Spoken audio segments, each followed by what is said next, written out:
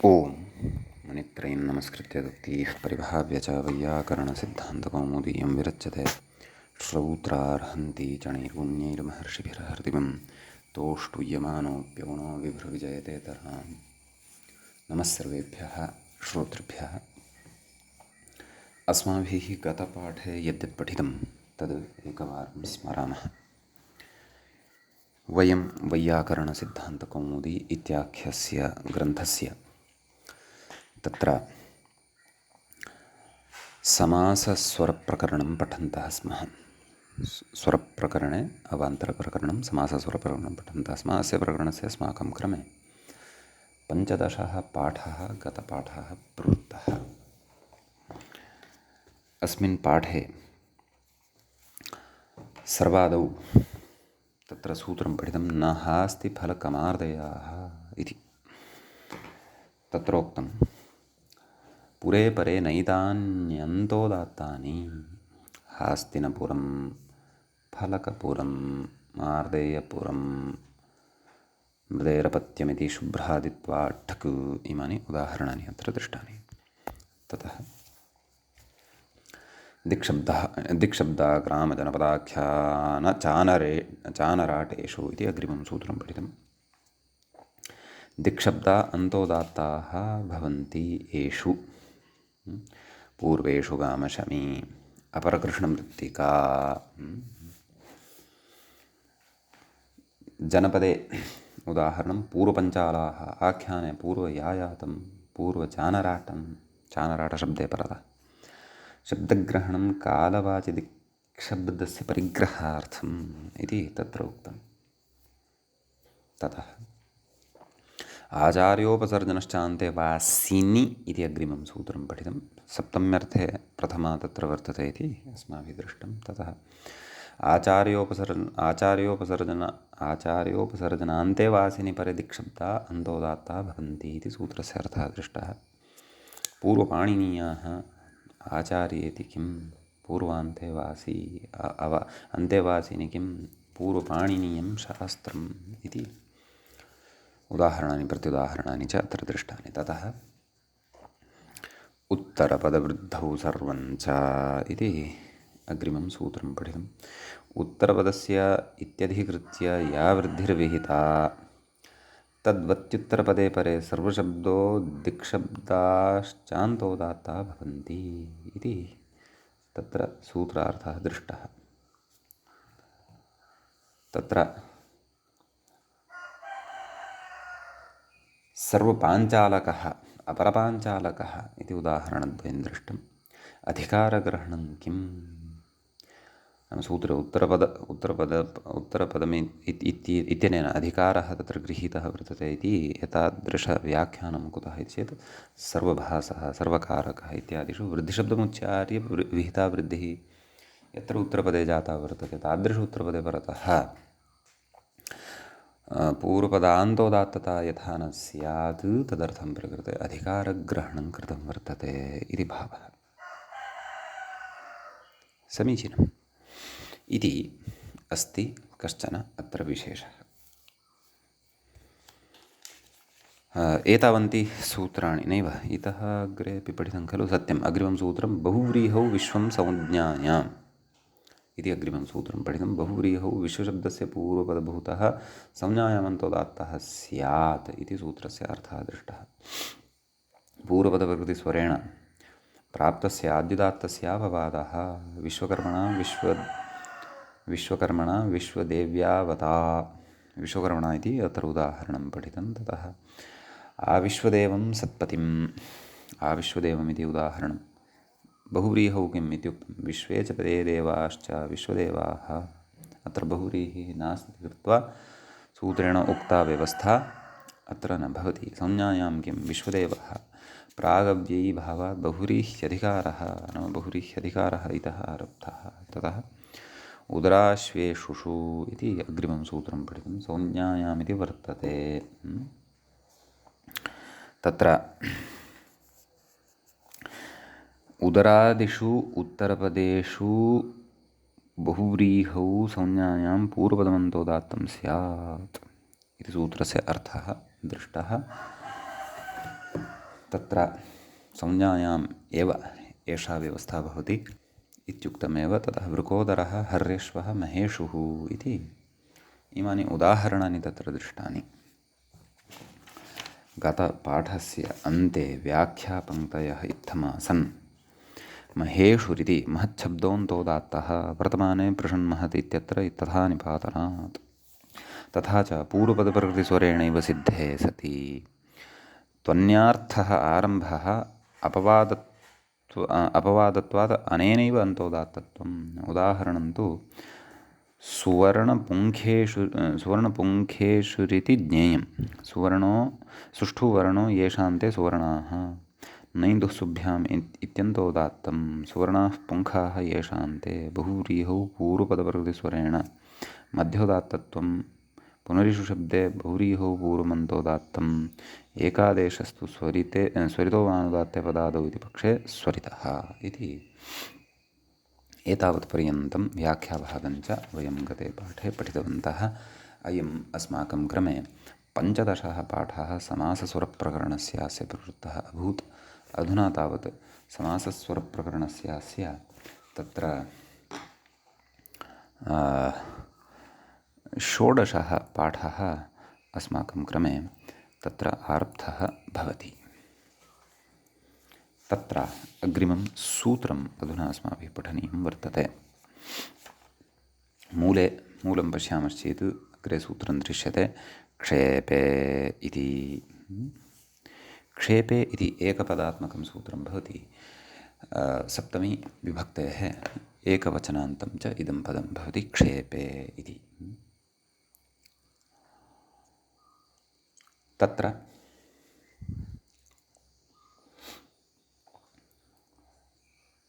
प्रकृते उदराश्वेषुषु इति सर्वमपि सूत्रमनुवर्तते। अपि च तत्र बहुव्रीहौ विश्वं संज्ञायाम् इत्यतः बहुव्रीहौ इत्यनुवर्तते। बहुव्रीहौ प्रकृत्या पूर्वपदम् इत्यतः पूर्वपदमित्यनुवर्तते। आदिरुदात्तः इत्यतः उदात्तः अन्तः इति च अधिकारः अत्र सम्बध्यते। सूत्रार्थः द्रष्टव्यः। मूलं पश्यामश्चेत् तत्र उक्तम् उदराश्वेषुषु पूर्वमन्तोदात्तं बहुव्रीहौ निन्दायाम् एवं खलु। घटोदरः, कटुकाश्वः एवं खलु। चलाचलेषु इति अस्ति। तर्हि व्याख्याता किं कथयति पश्यामः। घटशब्दः पचाद्यजन्तः नाम अच् चिदन्तः इति भावः। चित्स्वरः अत्र यः कोऽपि प्राप्तः भवति सः न भवति। तन्प्रपाद्यप्रकृते पूर्वपदान्तोदात्ततैव भवति इति भावः। एवञ्च कटुकाश्वः इत्यत्र कथयति कटुकशब्दात् संज्ञायां कन् इति कृत्वा नित्वात् आद्युदात्तता तत्र प्राप्ता भवति। चलाचलशब्दविषये कथयति चरिचलिपतिवदीनां च द्वित्वमच्याक्चाभ्यासस्य इति पचाद्यजन्तो चलाचलशब्दः पूर्वं पठितः वर्तते। इदं वार्तिकमेव पूर्वं पठितं वर्तते। किं पचाद्यजन्तः अजन्तः इति कृत्वा चिदन्तः भवति। चित्स्वरः प्राप्तः भवति। अथवा यथा यथं प्राप्ताः स्वराः अत्र न भवति इति कृत्वा पूर्वपदान्तोदात्तस्वरः एव तत्र भवति इति तत्र उच्यते। अतः तदेव घट इत्यत्र टकारः ट इत्यत्र विद्यमानः अकारः, कटुक इत्यत्र क इत्यत्र विद्यमानः अकारः, चलाचल इत्यत्र विद्यमानः ल इत्यत्र विद्यमानः अकारः। यत्र यत्र तु एकादेशः जातः वर्तते तत्र तत्र तु एकादेश उदात्तेनोदात्तः इत्यनेन उदात्तविधानम् एकादेशस्य अवगन्तव्यं भवति सम्यक्। ततः किम् उदात्त एतद् अनुदात्तं पदमेकवर्जमिति शेषनिघातः उदात्तादनुदात्तस्य स्वरितः इति स्वरितत्वविधानं च ज्ञेयं सम्यक्। एकादेशश्च अत्र सर्वत्र जातः एव अस्ति खलु। घटोदरः इत्यत्रापि अस्ति, कटुकाश्वः इत्यत्रापि अस्ति, चलाचलेषु इत्यत्रापि अस्त्येव सम्यक्। ततः अग्रे विषयः कश्चन विशेषः उच्यते। अनुदर इत्यादौ मूलं पश्यामश्चेत् तत्र अनुदरः इत्यत्र नैसुभ्याम् इति भवति विप्रतिषेधेन। नैसुभ्याम् इति अग्रे पठिष्यते। तेन उत्तरपदान्तोदात्तता विधीयते, अग्रे पठिष्यते। किमुक्तम् अनुदर इत्यत्र नैसुभ्याम् इति भवति विप्रतिषेधेन। व्याख्याता कथयति अनुदर इति अस्यावकाशः घटोदरः नैसुभ्याम् इत्यस्य अवकाशः अयशः सुयशः एवं स्थिते विप्रतिषेधः न विप्रतिषेधे परं कार्यम्। तुल्यबलविरोधे सति परतः विद्यमानं शास्त्रं तत्र प्रवर्तते इति अवगन्तव्यम्।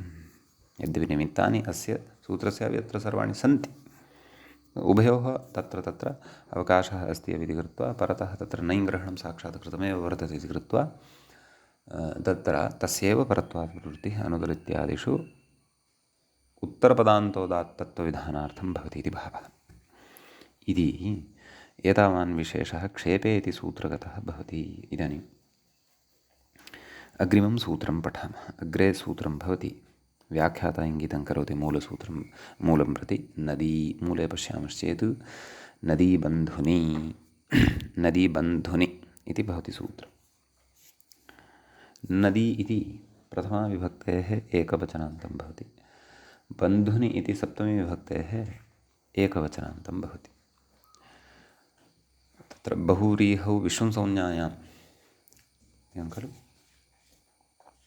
अस्मात् बहुव्रीहौ इत्यनुवर्तते, बहुव्रीहौ प्रकृत्या पूर्वपदमित्यतः पूर्वपदमित्यनुवर्तते, आदुदात्तः इत्यतः उदात्तः, अन्तः इत्यतः इति अधिकारश्च अत्र सम्पद्यते। सूत्रार्थः द्रष्टव्यः। बन्धुशब्दे परे नद्यन्तं नाम नदीसंज्ञान्तम् अथवा नद्यन्तमित्येव वक्तव्यं। नदीसंज्ञकः वर्णः यः तदन्तम् इति भावः।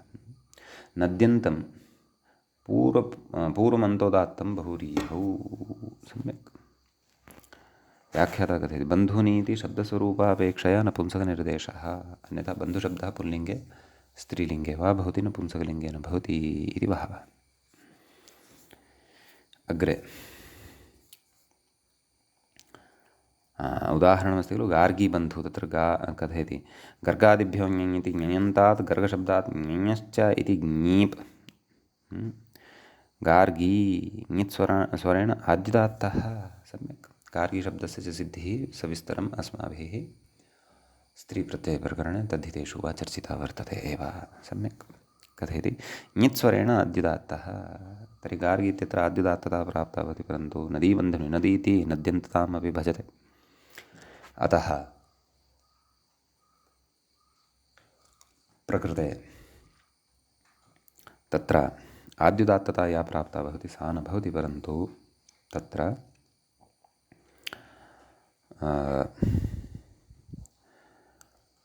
पूर्वपदस्य अन्तोदात्तता एव भवति। अतः ऋगी इत्यत्र विद्यमानः यः ईकारः वर्तते तस्य उदात्तता भवति। ततः अनुदात्तं पदमेकवर्जम् उदात्तादनुदात्तस्य स्वरितः स्वरितात् संहितायाम् अनुदात्तानाम् इति शेषनिघातादिकं यथायथम् अवगन्तव्यम्। नदी किं ब्रह्मबन्धुः ब्रह्मशब्दः आद्युदात्तः। व्याख्याता कथयति तत्र ब्रह्मबन्धुरिति बृंहेर्नोच्च इति नकारस्य अकारादेशो मनिन् प्रत्ययश्चेति मनिन् प्रत्ययान्तः ब्रह्मशब्दः नित्स्वरेण आद्युदात्तः नित्यादिर्नित्यम् इत्यनेन इति भावः। तदाह ब्रह्मेत्यादि। सम्यक्। अतः प्रकृते बहुव्रीहिश्चेत् तद् बहुव्रीहौ प्रकृत्या पूर्वपदमित्यनेन पूर्वपदप्रकृतिस्वरः अवगन्तव्यः। ततः शेषनिघातादिकं। सम्यक्। बन्धुनि किं गार्गी प्रियः। बन्धुवाचकशब्दः अत्र परतः नास्ति, अथवा बन्धुशब्दः परतः नास्ति। व्याख्याता कथयति अत्र पूर्वपदप्रकृतिस्वरे एव पूर्वपदप्रकृतिस्वरः एव इति वा वक्तव्यम्, एवं खलु। अथवा उभे अपि पदे पूर्वपदप्रकृतिस्वरे एव स्तः, उभे अपि पूर्वपदे इति भावः, अथवा उभे अपि समस्तपदे इति भावः। बहुव्रीहि वा हर्षयितुं शक्या व्याख्यातुः पङ्क्तौ इति एतावान् विशेषः प्रकृते वर्तते। अग्रिमं सूत्रम् अधुना वयं पठामः। व्याख्याता अग्रिमसूत्रं प्रति इङ्गितं करोति। कथयति निष्ठोपसर्ग। तत्र मूले पश्यामश्चेत् सूत्रं भवति निष्ठोपसर्गपूर्वमन्यतरस्याम् इति अस्ति। तत्र निष्ठोपसर्गपूर्वम् इति प्रथमाविभक्तेः एकवचनान्तं भवति। अन्यतरस्याम् इति च सप्तमी विभक्तिप्रतिरूपकम् अव्ययं किञ्चन भवति। समीचीनं। पूर्वपदस्य नाम अत्र प्रथमं यत् पदं वर्तते तस्य विग्रहं पश्यामः।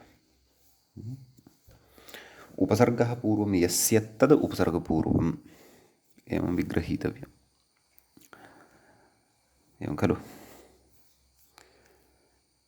परन्तु न, मया पूर्वं निष्ठोपसर्गपूर्वम् इति उक्तं खलु, तथा नास्ति। निष्ठा इति प्रथमं पदं पृथगेव अस्ति। अत्र निष्ठा इति प्रथमान्तं वर्तते। उपसर्गपूर्वम् इति द्वितीयं पदं भिन्नं यद्वर्तते तद् प्रथमान्तं, तदपि प्रथमान्तमेव।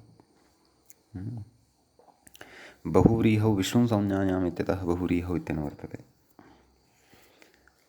बहुव्रीहौ प्रवृत्त्या पूर्वपदम् इत्यतः पूर्वपदम् इत्येन वर्तते। अन्तः इति अधिकारः अत्र सम्पद्यते। अपि च तत्र आदिरुदात्तः इत्यतः उदात्तः इति च अत्र लभ्यते। समीचीनम्। सूत्रस्य अर्थः द्रष्टव्यः। मूले निष्ठान्तं पूर्वपदम् अन्तोदात्तं वा इति कथयति। एवं खलु? अपि च व्याख्याता कथयति उपसर्गपूर्वं निष्ठान्तं पूर्वम् अन्तोदात्तं शेषपूर्णेन सूत्रार्थः उक्तः, अथवा तथा वक्तुं न शक्यते।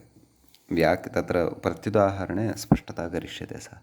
नाम उपसर्गपूर्वमिति यदुक्तं वर्तते, उपसर्गपूर्वमिति निष्ठा इत्येतस्य विशेषणं भवति, अथवा निष्ठान्तस्य कस्यचित् पदस्य विशेषणं भवति इति भावः। सम्यक्। उदाहरणं द्रष्टव्यं। प्रधौतपादः इति प्रधौतौ पादौ यस्य इति विग्रहः भवति। एवं खलु? तर्हि प्रकृते बहुव्रीहि समासः अस्ति एव।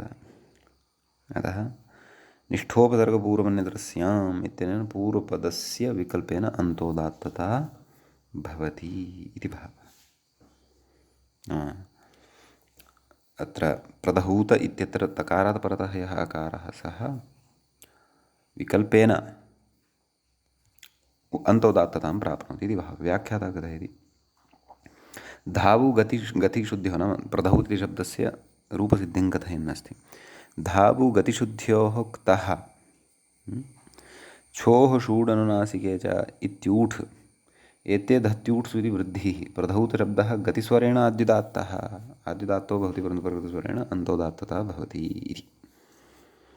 एवं खलु? तर्हि विकल्पेन खलु इदमुच्यमानम् अस्ति। तर्हि पक्षे किं स्यात्? पक्षे तर्हि तदेव गतिस्वरेण आद्युदात्ततैव स्यात्। बहुव्रीहौ प्रकृत्या पूर्वपदम् इत्यनेन च पूर्वपदप्रकृतिभावः पक्षे च स्यात् इति चिन्तयामः। कथयति निष्ठा किं प्रसेवकमुखः। अत्र प्रसेवक इति शब्दः यः अस्ति सः निष्ठान्ततां न भजते। उपसर्गपूर्वत्वं तु अस्ति, परन्तु निष्ठाप्रत्ययान्तता नास्ति। तर्हि कः प्रत्ययः इति चेत् णुल् प्रत्ययः अस्ति। तद् कथयति व्याख्याता। पश्यन्तु, प्रसेवकमुख इति णुलन्तः प्रसेवकशब्दः कृदुत्तरपदप्रकृतिस्वरेण लित्वान् मध्यदात्तः इति भवति। अतः मध्यदात्तता भवति, ततः पूर्वपदप्रकृतिस्वरः एव बहुव्रीहिकारणात् प्रकृते भवति, परन्तु पूर्वपदान्तोदात्तता तु न भवति। कुतः इति चेत् निष्ठान्तं पूर्वपदम् अत्र नास्ति इति भावः। अग्रे उपसर्गपूर्वं किं? शुष्कमुखः। शुष्कं मुखं यस्य सः शुष्कमुखः। अत्र निष्ठान्तं पूर्वपदमस्ति किं शुष्क इति शुषः कः इत्यनेन तस्य कादेशः भवति खलु अतः प्रकृते नाम निष्ठान्तपूर्वपदता पदत्वं वर्तते चेदपि अत्र उपसर्गपूर्वकत्वं नास्ति इति कृत्वा पूर्वपदान्तोदात्तता अत्र न भवति व्याख्याता कथयति शुष्कदृष्टौ इति शुष्कशब्दः आद्युदात्तः नाम पूर्वमस्माभिः पठितं खलु शुष्कदृष्टौ इति सूत्रं तद् प्रकृते स्मार्यमाणं वर्तते किं शुष्कदृष्टौ इति शुष्कशब्दः आद्युदात्तः शुष्कदृष्टौ इति ये इति एतदनन्तरं यः पूर्णविरामः अस्ति सः मार्जनीयः एवं च शुष्कशब्दः यः वर्तते सः आदिरुदात्तः भवति इति कृत्वा तत्र नाम बहुव्रीहि प्रवृत्त्या पूर्वपदम् इत्यनेन पूर्वपदप्रकृतिस्वरः एव भवति न तु पूर्वपदान्तोदात्तता भवति इति भावः समीचीनम् इति एतावान् विशेषः अस्मिन् सूत्रे भवति अग्रिमं सूत्रमधुना पठ्यते तत्र उत्तरपदादिः इत्यस्ति सूत्रमिदम् अधिकारसूत्रं भवति एकमेव पदमस्मिन् सूत्रे भवति उत्तरपदस्य आदिः उत्तरपदादिः प्रथमाविभक्तेः एकवचनं भवति षष्ठीसमासः अत्र भवति उत्तरं चैतत् पदं च उत्तरपदं वक्तव्यं चेत् कर्मधारय गर्भ अत्र षष्ठी तत्पुरुषसमासः वक्तुं शक्यः आहत्य एवं खलु उत्तरपदाधिकार आपादान्तं नाम अयमधिकारः यः वर्तते सः पदस्य आन्तं नाम समाप्तिं यावत् वर्तते तत्र विभाषोत्पुच्छे द्वित्रिभ्यां बाद्धन्मूर्धसबहुव्रीहौ सक्थञ्चाक्रान्तात् परादिश्छन्दसि बहुलम् इति परादिश्छन्दसि बहुलम् इति ततः अग्रे अलुगुत्तरपदेति नाम तृतीयः पादः आरब्धः भवति परन्तु परादिश्छन्दसि बहुलम् इति सूत्रं यावत् अयम् उत्तरपदादि नाम उत्तरपदमादाय इदानीं कार्याणि करिष्यन्ते स्वरकार्याणि करिष्यन्ते इति भावः व्याख्याता कथयति उत्तरपदेदि पृथक् पदं लुप्तषष्ठीकम् एवं वा उत्तरपदस्य आदिः एवं तर्हि अर्थः लभ्यते नाम उत्तरपदं यद् भवति तस्य आदिः यः कोऽपि स्वरः अग्रे भविष्यति सः भविष्यति इति भावः तस्य आदेः एव सः स्वरः भवति इति भावः एवं खलु अग्रे कथयति आद्यधिकारस्तु प्रकृत्या भगालम् इत्यवधिकः इत्युच्यते अत्रैव 37उत्तरशततमं सूत्रं वर्तते अतः तावत् पर्यन्तमेव आदिः इति गच्छति ततः परं तु तत्र उत्तरपदाधिकारः एव भविष्यति इति भावः समीचीनम् इति अधिकारः स्पष्टतया उक्तः अधिकारं स्पष्टम् उक्त्वा परिचाय्य ततः परम् अग्रिमं सूत्रम् उच्यमानं वर्तते सूत्रं भवति व्याख्याता सूत्रं प्रति इङ्गितं करोति कर्णो तत्र मूलं यदि पश्यामः सूत्रं भवति कर्णो वर्णलक्षणात् इति एवं खलु तत्र करणः इति प्रथमाविभक्तेः एकवचनान्तं पदं भवति वर्णलक्षणात् इति पञ्चमीविभक्तेः एकवचनान्तं भवति बहुव्रीहौ विश्वं संज्ञायाम् इत्यतः बहुव्रीहौ इत्यनुवर्तते अपि च उत्तरपदादिः इति अधिकारः अस्ति एव उदात्तः आदिरुदात्तः इत्यतः उदात्तः इति च अनुवर्तते एव सम्यक् इति अस्ति अत्र विशेषः ततः सूत्रार्थः द्रष्टव्यः व्याख्याता कथयति आद्युदात्त इति सिद्धार्थकथनमेतत् उत्तरपदस्य करणशब्दस्य आदिरुदात्तः इत्यक्षरार्थः मूले उक्तं खलु नाम तत्र मूले सूत्रार्थस्य दर्शनात् पूर्वं वर्णलक्षणात् इत्यस्य कोऽर्थः न वर्णञ्च लक्षणञ्च वर्णलक्षणं तस्मात् वर्णलक्षणात् इति समाहारः द्रष्टव्यः समाहारद्वन्द्वः अस्ति इति भाति। अस्तु, मूले आदौ सूत्रार्थं पश्यामः, ततः परमेव व्याख्यायामपि विचारं कुर्मः। सूत्रार्थः उक्तः, वर्णवाचिनः लक्षणवाचिनश्च परः करणशब्दः। वर्णवाचकः शब्दः पूर्वदत्वेन अपेक्षितः, लक्षणवाचको वा शब्दः पूर्वपदत्वेन अपेक्षितः, ततः परतः करणशब्दः यः आद्युदात्तः बहुव्रीहौ इति। एवं खलु न? उत्तरपदेति किम् उक्तवान् व्याख्याता? आद्युदात्त इति सिद्धार्थकथनम् एतत्। उत्तरपदस्य करणशब्दस्य आद्युदात्तः नाम करणशब्दः उत्तरपदत्वेन अपेक्षितः, तस्य आदिः यः सः उदात्तः भवति इति अक्षरार्थः। एवञ्चास्मिन् प्रकरणे कर्ण इत्यादौ षष्ठ्यर्थे प्रथमेति ज्ञेयं। कर्णो इत्यस्य खलु नाम कर्ण इत्येतस्य, तर्हि प्रथमा यदि क्वापि भविष्यति अग्रे, सा षष्ठ्यर्थे प्रथमा वर्तते इति तत्र अवगन्तव्यम् इति उच्यते। एवं खलु? तत्र उदाह्रियते शङ्कुकर्णः। तत्र शङ्कुर्णः इति जातमस्ति मम व्याख्यायां, तद् सम्यक् कर्तव्यं। शङ्कुकर्णः इत्यस्ति सम्यक्। तर्हि नाम कथं विग्रहः? ततः अपि पूर्वम् अन्यद् उदाहरणमस्ति खलु, शुक्लकर्णः। एवम् शुक्लौ कर्णौ यस्य, सम्यक् तदेव पूर्वपदप्रकृतिस्वरः अत्र प्राप्तः भवति बहुव्रीहौ प्रकृत्या पूर्वपदमिति। परन्तु कर्णो वर्णलक्षणात् इत्यनेन कर्णशब्दः यः वर्तते तस्य आद्युदात्तता भवति इति भावः। नाम ककारात् परतः विद्यमानः अकारः उदात्तः भवति। तदा अनुदात्तं पदमेकवर्जम् इत्यनेन तत्र शेषनिघातः भवति। ततः उदात्तादनुदात्तस्य स्वरितः इति क इत्यत्र विद्यमानः यः उदात्तः अ, ततः परतः विद्यमानः यः ण इत्यस्य अ, सः अत्र स्वरितः भवति इत्यर्थः।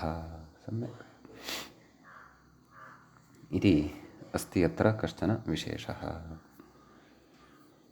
ततः शङ्कुकर्णः इत्यत्रापि तथैव, शङ्कुरिव कर्णो यस्य सः अथवा कर्णौ यस्य सः बहुव्रीहिः अस्ति।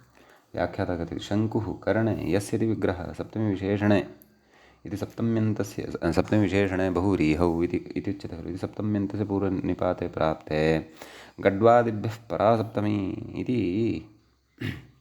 परनिपातः कथं नाम प्रकृते शङ्कुरिव कर्णः यस्य विग्रहं कदा शङ्कुः कर्णे यस्य एवं कथञ्चिदपि विग्रहः शक्यते। शङ्कुकर्णे यस्य इत्येवं यदि विग्रहः क्रियते तर्हि तु सप्तम्यन्तस्य परनिपातः गड्वादिभ्यः परा सप्तमी इत्यनेन वक्तव्यः। सा चैषा व्यवस्था अस्माभिः विस्तरेण पूर्वं पठितैव अस्ति। एवं खलु? अग्रे कथयति कर्णे लक्षणस्य इति दीर्घः। तत्र पूर्वं समासादिषु पठितं खलु, कर्णे लक्षणस्य विष्टाष्टपञ्चमणिभिन्नच्छिन्नच्छिद्रस्रुवस्वस्तिकस्य कर्णशब्दे परतः कर्णशब्दे उत्तरपदे लक्षणवाचिनः दीर्घो भवति विष्टादीन् वर्जयित्वा। परन्तु मूले तु तत्र शङ्कुकर्णः एवं खलु, शङ्कुकर्णः इति ह्रस्वयुक्तमेव उदाहरणं दृश्यते। व्याख्यातुः पुरतः तादृशः पाठः भवितुमर्हति यत्र शङ्कूकर्णः इति स्यात्। एवं खलु इत्यस्ति। व्याख्याता कथयति पशूनां विभागज्ञानार्थं शङ्कुरूपकं कर्णादिषु यच्चिह्नं क्रियते तदिह लक्षणं गृह्यते पृथग्वर्णग्रहणात्। एवं खलु? यतः तद् लक्षणवाचकात् शब्दात् परतः कर्णशब्दस्य आद्युदात्तस्य इदम् उदाहरणं खलु। अतः तत् प्रतिपाद्यमानं वर्तते। लक्षणत्वं कथम् अत्र गम्यते इति भावः। अन्यथा वर्णेनापि लक्षणमाणत्वात् अनर्थकं तत् स्यात्। इति भावः। सम्यक्। अतः तदेव नाम पूर्वपदाद्युदात्तता एव भवति। स्वरसञ्चारः अथवा स्वरविधानं सर्वम् अत्र पूर्ववदेव अवगन्तव्यम्। सम्यक्। ततः श्वेतपाद इति प्रत्युदाहरणं कर्णः किं श्वेतपादः अत्र शितावर्णे पचाद्यच् इति नाम श्वेतशब्दः अजन्तत्वात् तत्र चितः इति चित्स्वरः अत्र भवति इति भावः। ततः प्रकृते पूर्वपदप्रकृतिस्वरत्वमेव भवति इति भावः। अन्तोदात्ततैव भवति यथा चितः इत्यनेन अन्तोदात्तस्वरः खलु भवति। अतः पूर्वपद अन्तोदात्ततैव प्रकृते अवगन्तव्या। सम्यक्। ततः एतत्तु करणशब्दः परतः नास्ति इति कृत्वा उत्तरपदाद्युदात्तता अत्र न भवति इति। वर्णलक्षणात् किं शोभनकर्णः एवं खलु कथयति। शुभः शोभार्थे अनुदात्तादेश्च हलादिः इति युच् क्व शोभन इत्यत्र शुभशोभार्थे इति धातोः युच् प्रत्ययः भवति। प्रत्युदाहरणे सर्वत्र पूर्वपदप्रकृतिस्वरः एव भवति। युच् इति चित् अस्ति, चिदन्तता भवति इति कृत्वा पूर्वपदप्रकृतिस्वरत्वमेव भवति। शोभनशब्दः वर्णवाचकः नास्ति, अपि च तत्र लक्षणवाचकत्वमपि न भजते इति कृत्वा प्रकृते उत्तरपदाद्युदात्तता न भवति इति भावः। इति अयमस्ति अस्मिन् सूत्रे विशेषः। अग्रिमं सूत्रमधुना पठामः। व्याख्याता अग्रिमं सूत्रं प्रति इङ्गितं करोति। संज्ञौपम्य मूले सूत्रं पश्यामः। संज्ञौपम्ययोश्च इति भवति। संज्ञा च औपम्यञ्च संज्ञौपम्ये तयोः संज्ञौपम्ययोः सप्तमी विभक्तेः द्विवचनान्तम् इदं पदं भवति। च इति अव्ययपदं भवति। कर्णो वर्णलक्षणात् इत्यतः कर्णः इत्येन वर्तते। उत्तरपदादिः इति अधिकारः अत्र सम्बध्यते। बहुव्रीहौ विश्वं संज्ञायाम् इत्यतः बहुव्रीहौ इत्येन वर्तते। आदिर्दात्तः इत्यतः उदात्तः इति च अत्र लभ्यते। ततः तत्र सूत्रार्थः द्रष्टव्यः। मूले तु शेषपूरणेनैव सूत्रार्थः उक्तः। कर्ण आद्युदात्तः इत्येव उक्तम्। तत्र व्याख्याता कथयति। संज्ञायाम् औपम्ये च यः बहुव्रीहिः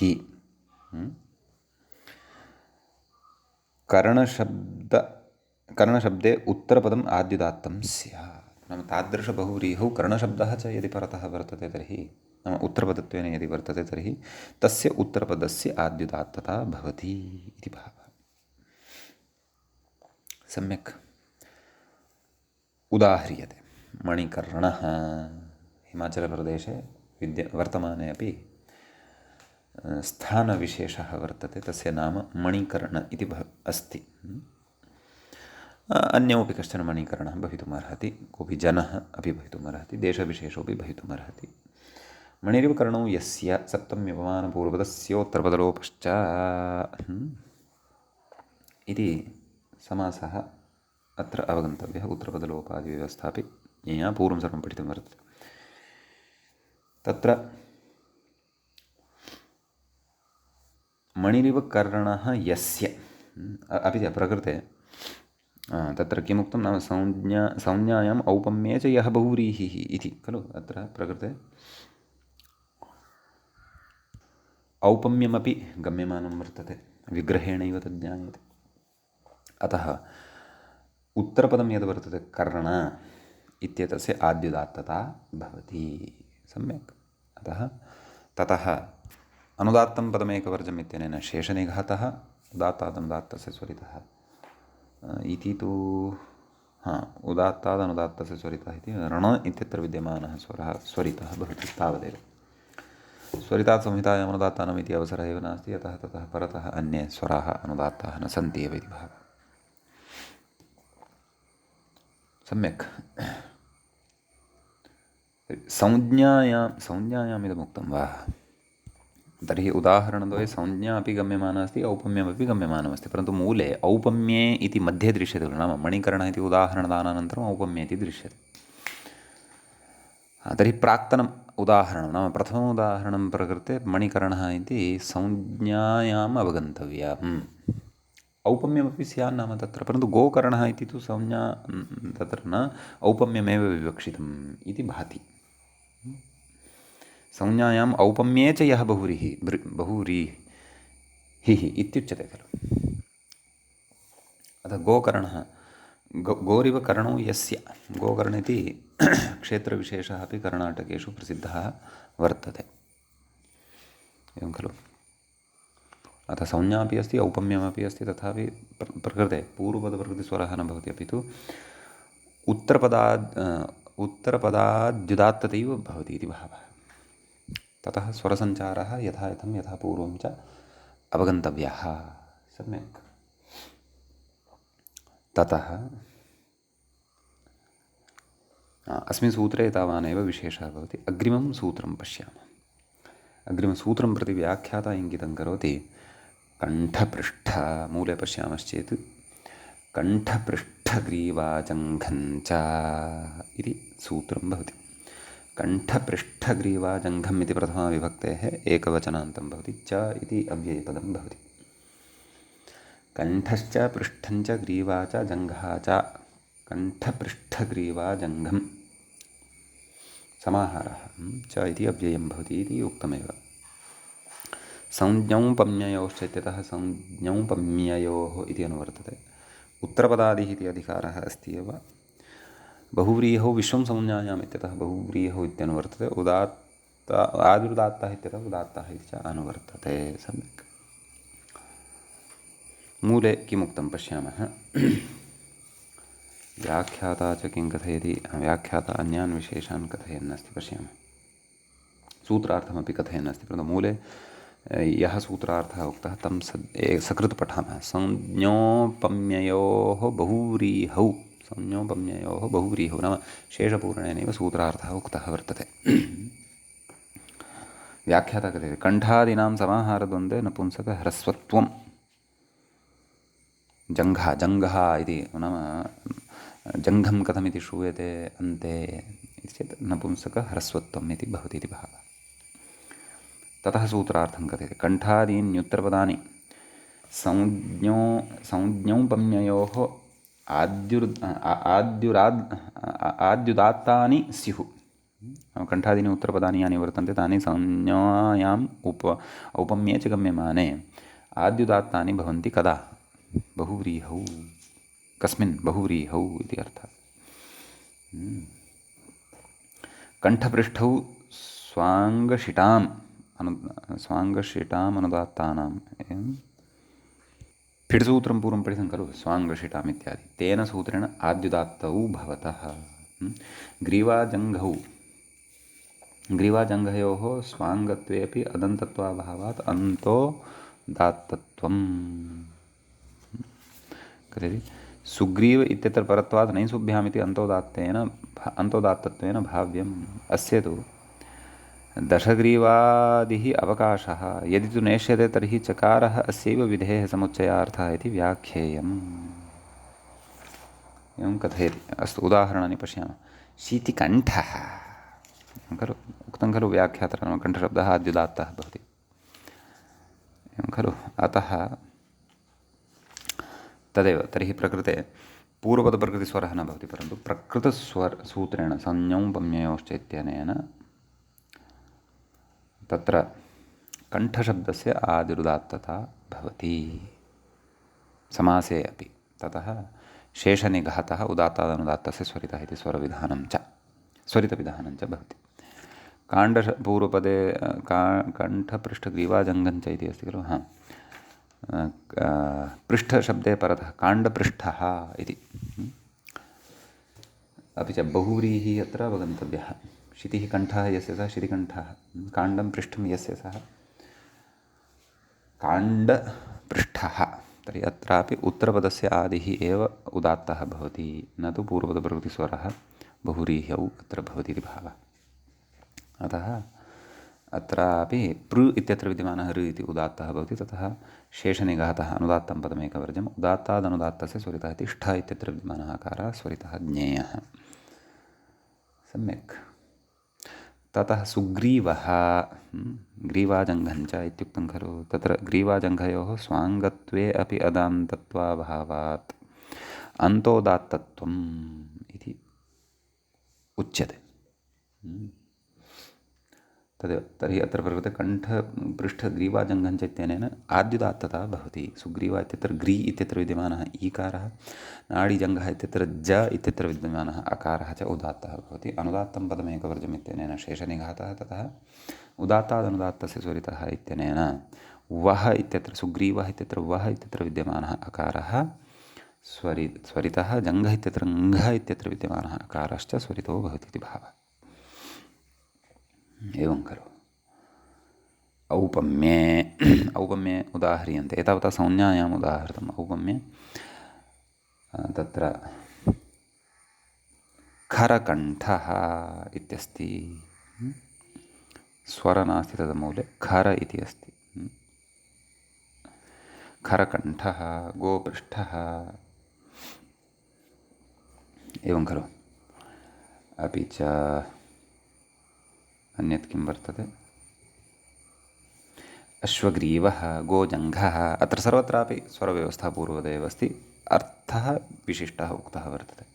प्राक्तनेषु उदाहरणेषु संज्ञा अपि अस्ति, औपम्यमपि भवितुमर्हति। संज्ञा तु मुख्यतया तत्र भवत्येव इति भावः। सम्यक्। व्याख्यातरा किमुक्तं, सुग्रीव इत्यत्र परत्वात् नैसुभ्याम् इति अन्तोदात्तेन भाव्यम्। अस्य तु ग्रीवादिः अवकाशः, एवं खलु।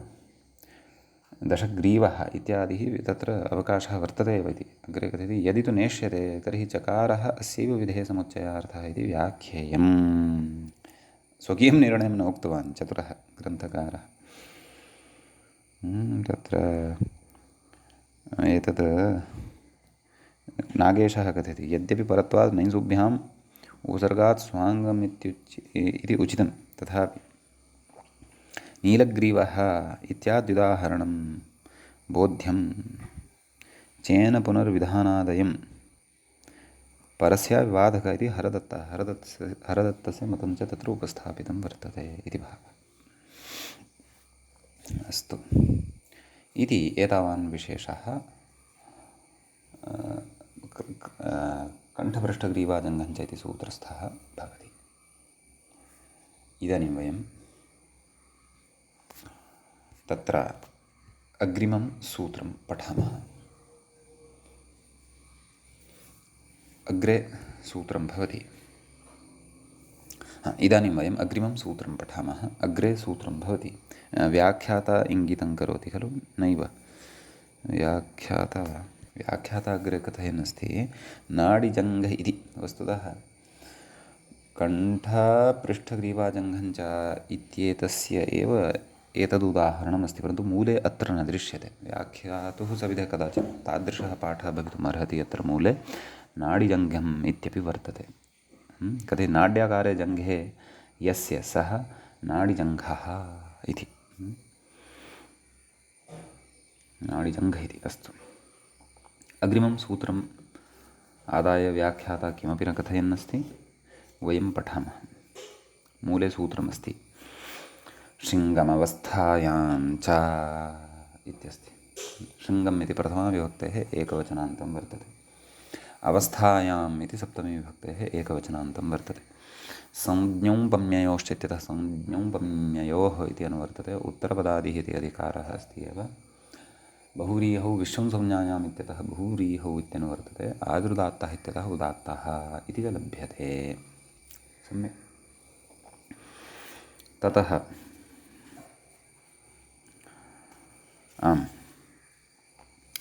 सूत्रार्थः द्रष्टव्यः।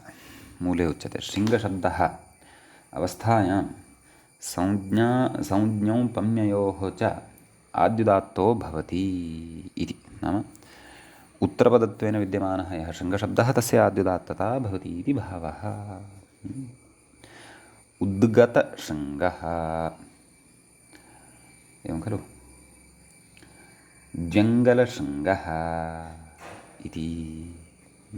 द्व्यङ्गुलशृङ्गः तर्हि प्रकृते अवस्था गम्यमाना वर्तते। सा अवस्था कीदृशी अस्ति तद् अग्रे उच्यमानं वर्तते। पश्यन्तु अत्र शृङ्गोद्गमनात् शृङ्गोद्गमनादिकृतः गवादेः वयोविशेषः अवस्था इति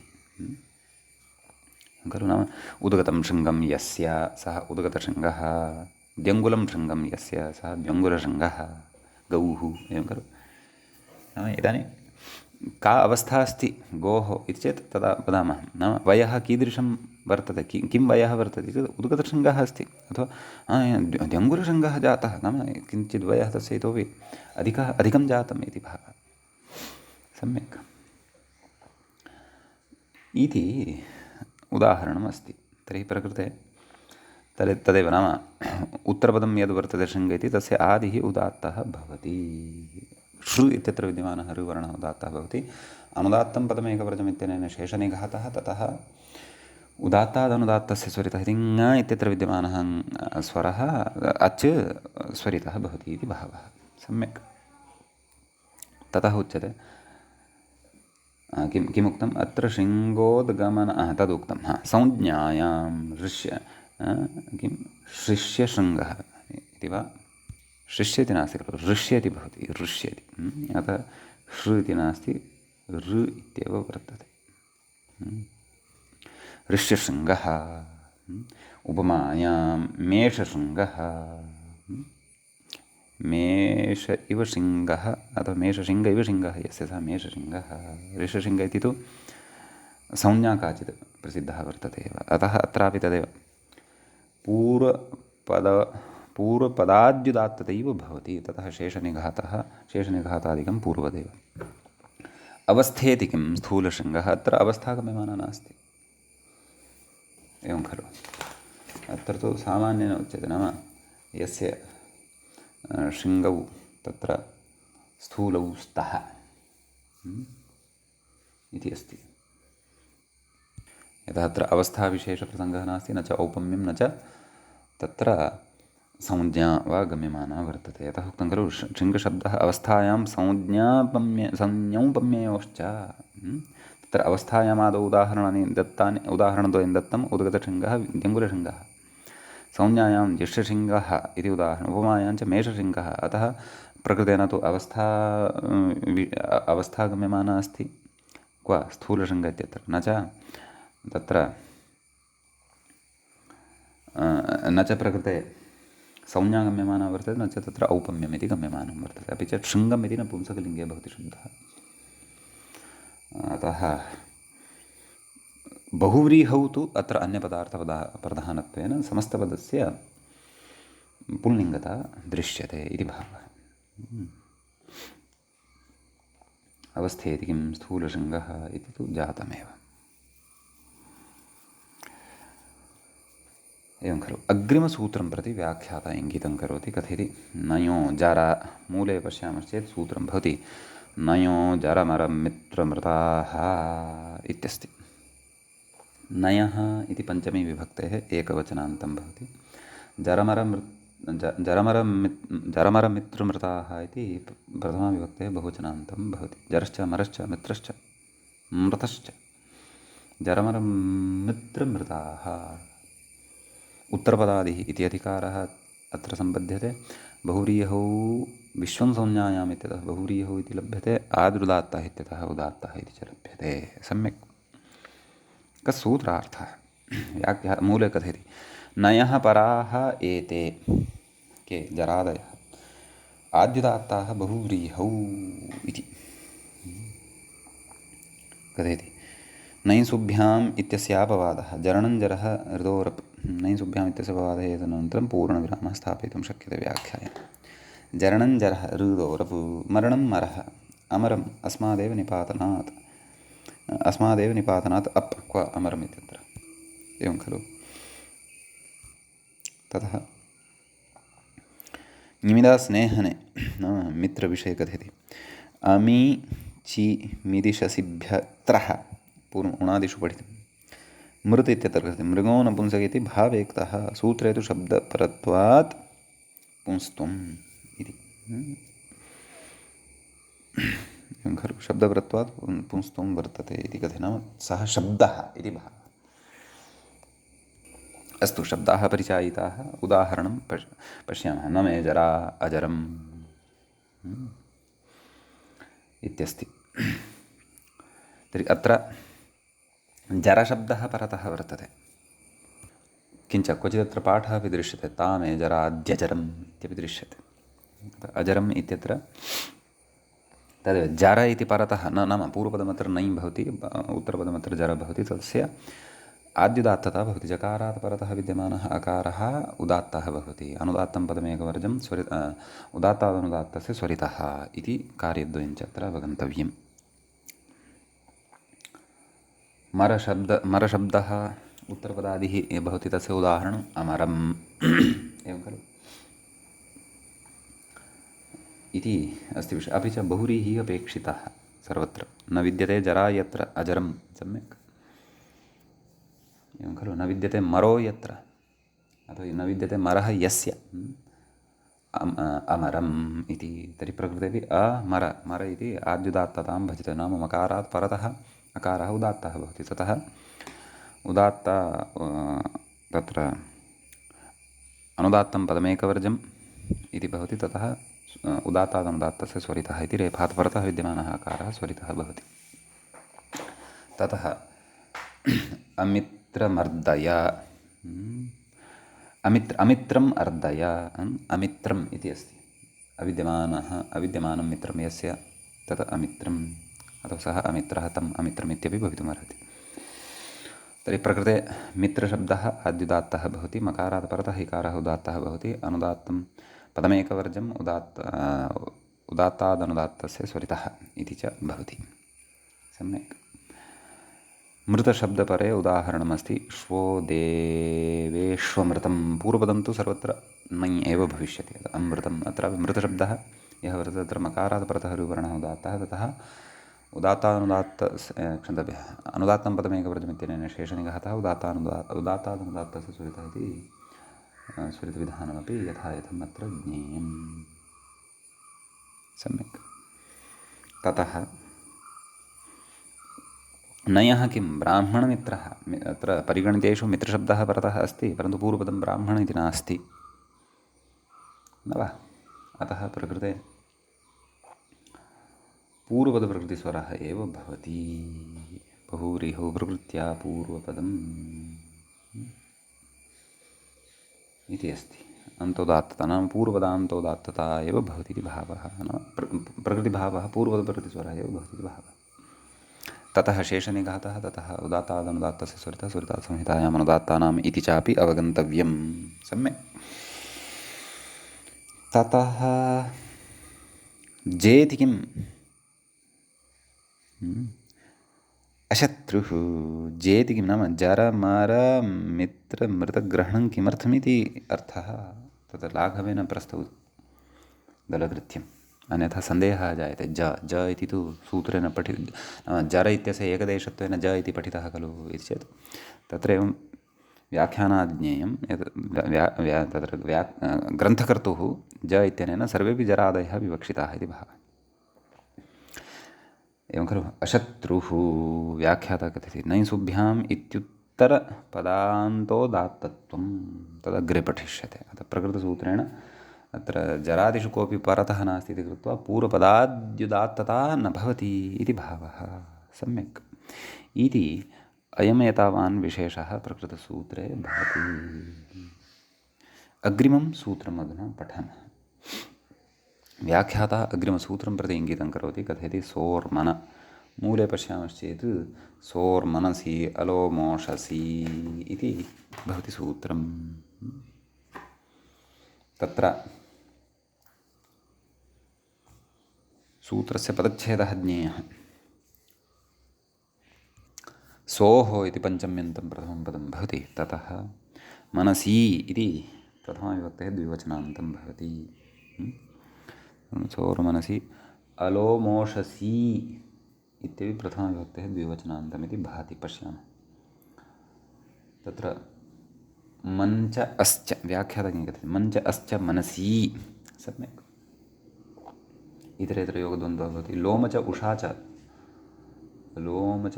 लोमोषसि लोम च उषः च लोमोषसि न लोमोषसि अलोमोषसि द्वन्द्वगर्भः इतरेतरयोगद्वन्द्वगर्भः तत्पुरुषसमासः अत्र भवति।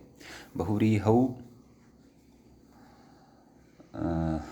विश्वं संज्ञायां बहुव्रीहौ विश्वं संज्ञायाम् इत्यतः बहुव्रीहौ इत्यनुवर्तते। उत्तरपदादिः इति अधिकारस्तु अस्ति एव। आदिरुदात्तः इत्यतः उदात्तः इति च अनुवर्तते। सूत्रार्थः द्रष्टव्यः मूले। सोः परं लोमोषसि वर्जयित्वा नाम लोमन् इति शब्दम् उषस् इति शब्दं च वर्जयित्वा